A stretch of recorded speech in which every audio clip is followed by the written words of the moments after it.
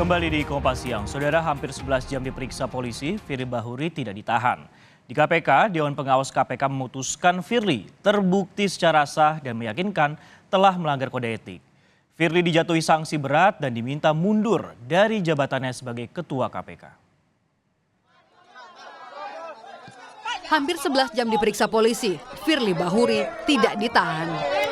Ini adalah pemeriksaan Firly yang kedua setelah ditetapkan menjadi tersangka.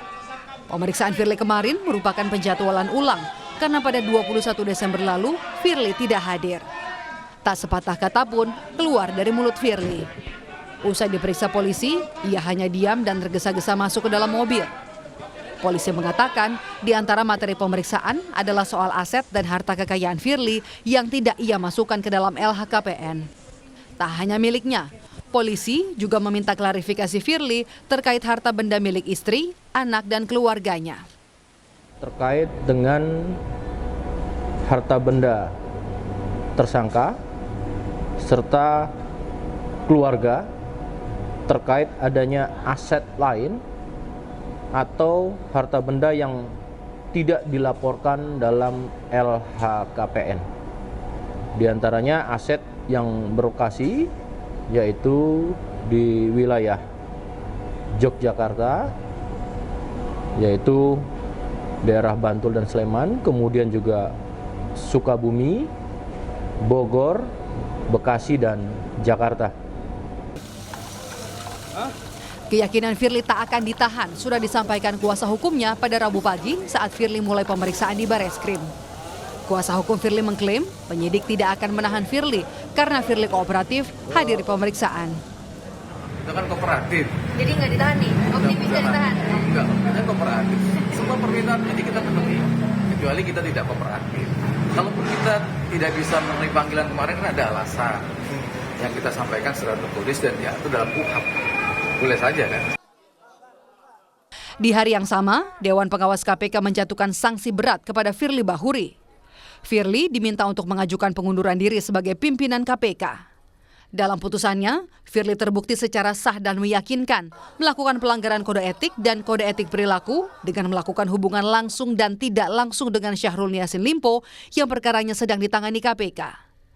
Firly juga tidak memberitahu pertemuan itu kepada sesama pimpinan KPK.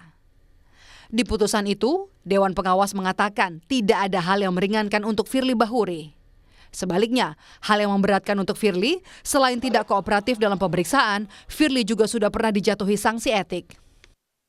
Menjatuhkan sanksi berat kepada terperiksa berupa diminta untuk mengajukan pengunduran diri sebagai pimpinan KPK. Hal yang meringankan tidak ada.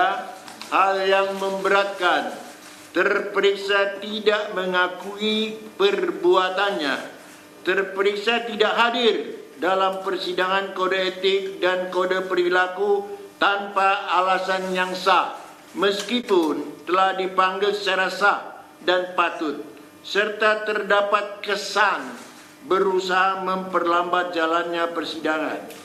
Terperiksa sebagai Ketua KPK merangkap anggota seharusnya menjadi contoh dan teladan dalam mengimplementasikan kode etik dan kode perilaku di KPK, tetapi malah terperiksa melakukan sebaliknya. Terperiksa sudah pernah dijatuhkan sanksi etik. Dalam penjabarannya, Dewan Pengawas KPK mengungkap Firly Bahuri juga melakukan komunikasi beberapa kali melalui pesan WhatsApp dengan mantan Menteri Pertanian Syahrul Yassin Limpo di tahun 2021. Bahwa seingat terperiksa saat sedang di Melbourne ada pesan WA masuk handphone terperiksa, tapi awalnya terperiksa tidak tahu karena dari siapa, karena tidak muncul nama dalam handphone terperiksa. Pesan tersebut diterima melalui WhatsApp pada sekitar tanggal 28 atau 29 September 2023. Saat itu saksi Syahrul Yassin Limpo menghubungi terperiksa melalui WA yang seingat terperiksa mengatakan, "Selamat siang, apakah ini nomor telepon jenderal? Saya pernah WA dengan profile picture yang sama, namun ternyata bukan jenderal." Bahwa selanjutnya pada hari Jumat, saksi Syahrul Yassin Limpo kembali mengirimkan pesan melalui WA, "Mohon izin jenderal, baru dapat infonya, kami mohon petunjuk dan bantuan karena masih di luar negeri, KB."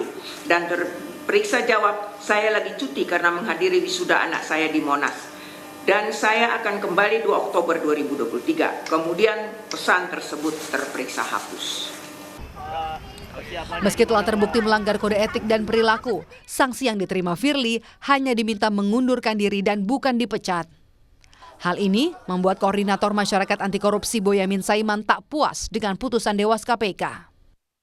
Putusan tadi diminta mengundurkan diri, memang ya kita tidak puas. Mestinya ini ditambahi, diminta mengundurkan diri dan merekomendasikan pada Presiden untuk diberhentikan dengan tidak hormat. Justru itu saya memohon kepada Paduka Yang Mulia Presiden Jokowi, nantinya dalam memberhentikan Pak Firly mestinya disertai dengan tidak hormat. Karena apa? Melanggar kode etik berat. Firly sudah mengajukan surat pengunduran dirinya kepada Presiden sebanyak 2 kali. Surat pertama yang diajukan harus direvisi karena dalam surat Firly menuliskan berhenti bukan mengundurkan diri. Sehingga surat itu tidak bisa ditindaklanjuti.